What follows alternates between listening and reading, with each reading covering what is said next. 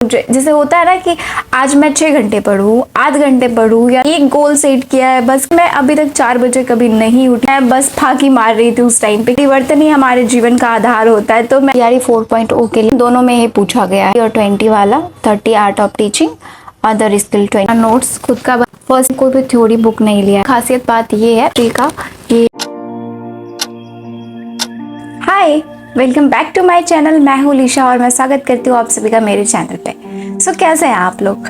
तो कितने लोग हैं जो प्रिपरेशन कर रहे हैं टीआरई 4.0 एस्टेट और सीटेट के लिए? बहुत लोगों ने मेरे से कनेक्ट भी किया है। इससे पहले मैंने 30 डेज स्टडी चैलेंज लिया था, जिसमें आप सभी ने मेरा साथ बहुत अच्छे से दिया और बहुत सारे लोगों ने मेरे से इंटरेक्ट भी किया, कई सारे क्वेश्चन भी पूछे। मुझे बहुत खुशी है इस बात की कि मैं लोगों से कनेक्ट कर पा रही हूँ और वो मुझसे कुछ सवाल पूछ रहे हैं, पर्सनली भी पूछ रहे हैं। मैं कोशिश कर रही हूँ कि मैं आप लोगों का रिप्लाई करूँ। कुछ पर्सनल मैसेज भी आए हैं जिसका मैं रिप्लाई अभी तक नहीं कर पाई हूँ, क्योंकि मेरे एग्ज़ाम चल रहे थे और मैं रेगुलर जा रही थी एग्ज़ाम देने के लिए, कंटिन्यू 4 दिन। और मेरा एग्ज़ाम सेंटर मेरे रूम से काफ़ी दूर था, जिसके कारण मैं बहुत थक जाती थी। बीच में मैंने एक दिन का गैप लिया, मैं प्रॉपर सोई हूँ, रेस्ट की हूँ। फिर आज जाके सबसे पहले मैं आप लोग को डेट और टाइम दिखा दे रही हूँ। अब 10:23 और 12 जुलाई 2025। कल मैंने 10 तक मेरा एग्ज़ाम था, 11 को मैंने रेस्ट लिया है और 12 आज है जब मैं इसको रिकॉर्ड कर रही हूँ। आज मैंने सोचा है कि मैं आज बस अपना स्ट्रैटेजी बनाऊंगी कि मुझे किस तरीके से पढ़ना है अगले 30 डेज में, और उसमें मुझे क्या क्या करना है, कौन से सब्जेक्ट को कितना पढ़ना है, कितना टाइम देना है। मेरा मेन सब्जेक्ट हिंदी है, कई लोग पूछते हैं, मैं बता देना चाहती हूँ।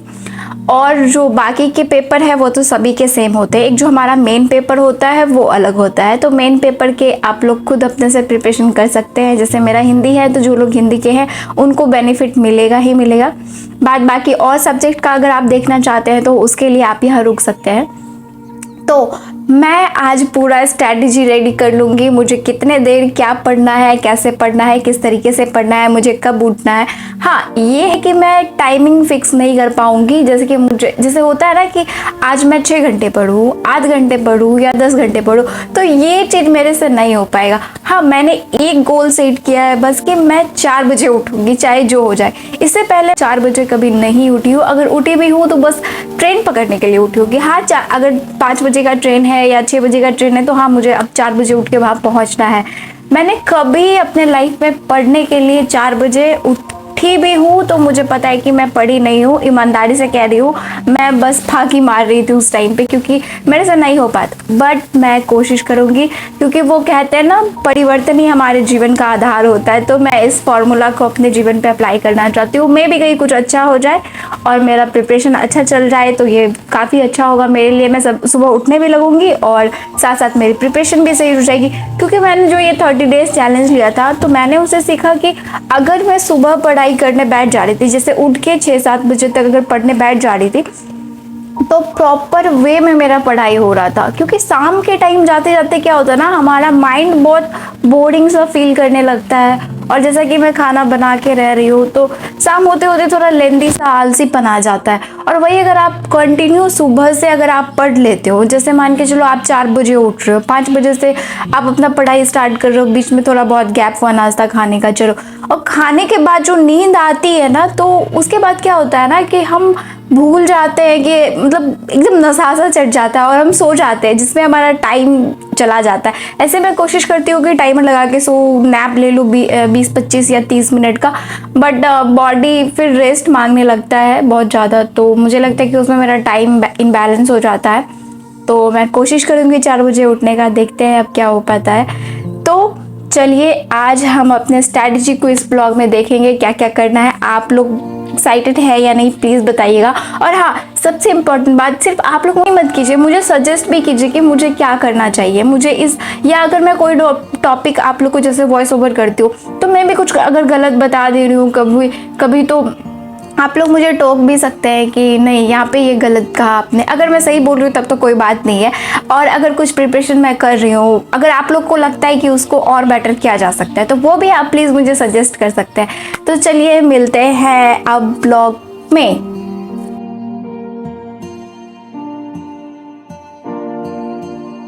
यहाँ मैंने बिहार एस्टेट और बीपीएससी टीआरई 4.0 6 to 8 के लिए जो भी सिलेबस है उसे मैंने लिख लिया है। इससे पहले भी मैं लिखी हुई थी एक्चुअली, इस वाले कॉपी में ये मुझे मिल नहीं रहा था, तो लास्ट में जब मैंने इसको थोड़ा बहुत इतना कंप्लीट कर लिया फिर ये मिला, तो मैं आपको दिखा देती हूँ। इसलिए यहाँ जो लिखा हुआ था उसको मैंने यहाँ नहीं लिखा। तो सबसे पहले मैं ना आपको टीआरई 4.0 के लिए हिंदी का दिखा रही हूँ।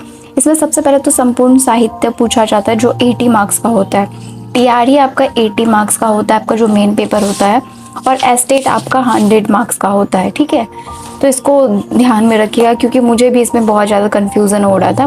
मेरे दिमाग में ना ये था कि 100 ही होता है दोनों में, फिर मैंने सही से देखा।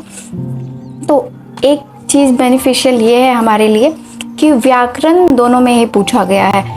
आपको यहाँ पे भी संधि, समास, संक्षेपण, परिभाषिक एवं तकनीकी शब्द, वाक्य शुद्धि, मुहावरे, लोकोक्ति, ये सब आपको दिख जाएगा। और इसमें भी आपको कहीं ना कहीं व्याकरण वाले पोर्शन में वो सब देखने को मिलेगा, जैसे वर्णमाला, शब्दभेद, संधि, समास, शब्द रचना। तो अगर हम दोनों को ध्यान में रख के हिंदी साहित्य भी कंप्लीट कर लेते हैं और व्याकरण को भी देख लेते हैं, तो हमारा पेपर फर्स्ट जो है, हमारा जो मेन पेपर है वो हमारा कंप्लीट हो जाएगा। अब हम आते हैं जो हमारा इसके बाद का जो पोर्शन है, जैसे जीके जीएस है। और अपना बीपीएससी टीआरई में आपका क्या होता है ना कि 40 और 30 दो पार्ट में डिवाइड हो जाता है। तो 40 में आपका जीके जीएस आ जाता है, जिसमें करेंट अफेयर, स्टैटिक जीके और Bihar GK, history, Indian national movement, INM जो कि बहुत इंपॉर्टेंट है, geography, polity, general science, economics और मिसलेनियस, ये सब आ जाता है। और मुझे ये कहाँ से कंप्लीट करना है, मैं भी जो मुझे तभी समझ में आ रहा था, मैं इसको देख रही थी। ये वन लाइनर मेरे पास है, जनरल साइंस का भी वन लाइनर मेरे पास है, तो मैं उसमें से कंप्लीट कर लूँगी। और करेंट अफेयर्स के लिए मैं वार्षिकांक देख लूँगी, जिससे मेरा पूरा कंप्लीट हो जाएगा वो। इसके बाद 30 मार्क्स में तो आपका लैंग्वेज आ जाता है, हिंदी और इंग्लिश आएगा। तो हिंदी तो ऑलरेडी उधर कंप्लीटेड रहेगा और इंग्लिश तो थोड़ा बहुत कर ही सकते हैं हम लोग उतना। अब आते हैं स्टेट के लिए। तो इसमें क्या है ना कि आपको इसमें भी दो पार्ट होगा। 30 मार्क्स आपका हो जाएगा आर्ट ऑफ टीचिंग और 20 मार्क्स हो जाएगा आपका अदर स्किल। अब यहाँ पे आप देख सकते हैं कि ये जो है 30 हो गया, तो 30 मार्क्स वाला यानी आर्ट ऑफ टीचिंग जो है उसमें हमारा जाता है teaching and learning, meaning, process and characteristics, teaching objective and instruction, objective, meaning and types, Bloom's taxonomy, teaching method, type and its characteristics, merit and demerit of methods, lesson plan, micro teaching, effective ecosystem of classroom, textbook and library, evaluation and assessment for learning, qualities of teacher। तो ये सब तो जो BEd के होंगे उनके लिए काफ़ी आसान होगा। तो सबका पढ़ा हुआ ही हो। Curriculum, factor affecting teaching and learning, teaching ads and part है अदर स्किल। इसमें आ जाता है आपका जनरल नॉलेज, एनवायरमेंटल साइंस और मैथमेटिकल एप्टीट्यूड और लॉजिकल रीजनिंग।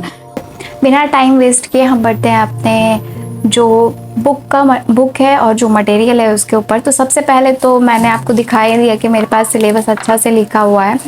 जो भी सिलेबस है मैंने उसे अच्छे से लिख लिया है और मैं इन दोनों को कंबाइन करके एक और सिलेबस बनाऊंगी। जो पॉइंट्स है उसको एक साथ मैं कर दूंगी कि मुझे दिक्कत नहीं हो। और सेकंड चीज़ हो गया कि मेरा नोट्स, खुद का बनाया हुआ नोट्स जो कि मैं बनाई हूँ। जब भी मैं नेट के एग्ज़ाम दे रही थी उस टाइम पे ही मैंने हिंदी का नोट्स बना लिया था। मुझे पता था कि आगे मुझे काम आएगा, तो वो थे। और ये हो गया फर्स्ट बुक, जो मैं अब बुक पे आ रही हूँ। ये फर्स्ट बुक है, ये आपको यूथ कंपटीशन टाइम्स का प्रैक्टिस सेट है। मैंने कोई भी थ्योरी बुक नहीं लिया है, सारा प्रैक्टिस बुक है। इसमें आपको ये 9th 10th के लिए है, पेपर फर्स्ट के लिए है। पेपर सेकंड के लिए मैं अभी नहीं दूंगी, एलिजिबल नहीं हूँ उसके लिए। अगर आने वाले टाइम में स्टेट लेट से आता है तो मैं भी एलिजिबल हो जाऊँ, तो उस टाइम का देखा जाएगा। इसमें सिर्फ हिंदी है, यानी कि सिर्फ 100 मार्क्स का, यानी फर्स्ट पेपर है। क्या कहते हैं, आपका जो 50 मार्क्स वाला पार्ट है वो इसमें नहीं है, ये बस हिंदी के लिए, ठीक है। इसके बाद सेकंड है, ये भी प्रैक्टिस सेट है बीपीएससी टीआरई 4.0 के लिए। ये जो प्रैक्टिस सेट है ना, इसमें सबसे अच्छी खासियत बात ये है, पहले बता दूं कि मैं ये रुक्मणी पब्लिकेशन का है, तो इसकी खासियत ये है कि ये 6 to 8 और 9 10 दोनों के लिए है। तो एक ही में मुझे दोनों चीज़ मिल जा रहा है, तो सबसे अच्छी बात ये है। और इसमें फुल प्रैक्टिस सेट है, यानी कि 80 मार्क्स का भी और बाद बाकी 30 और 40 मार्क्स का भी। मेरा पेपर हिंदी है, तो इसलिए मैंने हिंदी वाला लिया है। आपका जो भी पेपर है आप वो ले सकते हैं।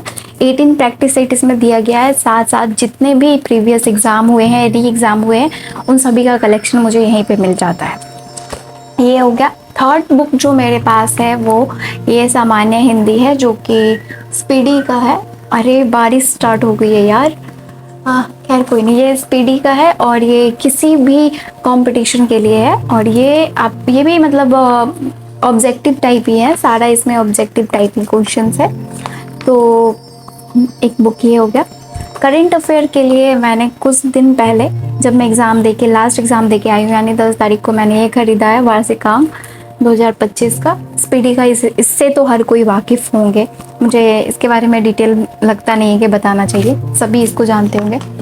फ़िलहाल और सबसे लास्ट और इम्पॉर्टेंट फिर से मेरे पास मॉडर्न हिस्ट्री का ये मैं नोट्स आप देख सकते हैं कि स्टार्ट किया था मैंने, उस टाइम पे मैं पढ़ रही थी। लगभग अभी पूरा तो नहीं हुआ है, ये नोट्स इतना है, अभी और भी बनेगा इसमें। फिर क्वालिटी भी है इसमें, जो कि मैं स्टार्ट की थी बट पूरा नहीं हो पाया था। थोड़ा बहुत जो इम्पोर्टेंट पॉइंट है इसमें भी मेरा नोट्स है। तो मेरा स्ट्रैटेजी यही है फ़िलहाल के लिए कि ये जो मैंने सिलेबस बनाया है, सॉरी मैंने नहीं बनाया है,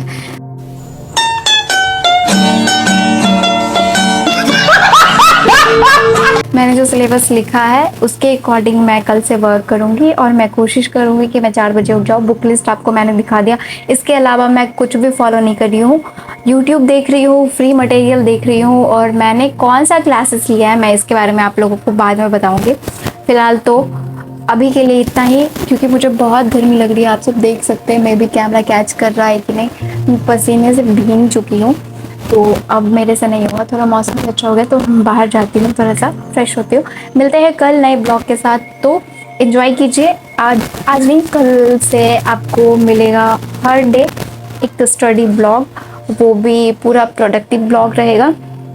और जो भी गलती होंगी प्लीज़ मुझे माफ़ कीजिएगा, मैं उसके लिए माफ़ी मांगती हूँ आप सभी से और खुद से भी माफ़ी मांगती हूँ। मैं कोशिश करूँगी अपनी गलतियों से सीखने का। ठीक है, तब तक के लिए बाय बाय, टेक केयर, मिलते हैं कल।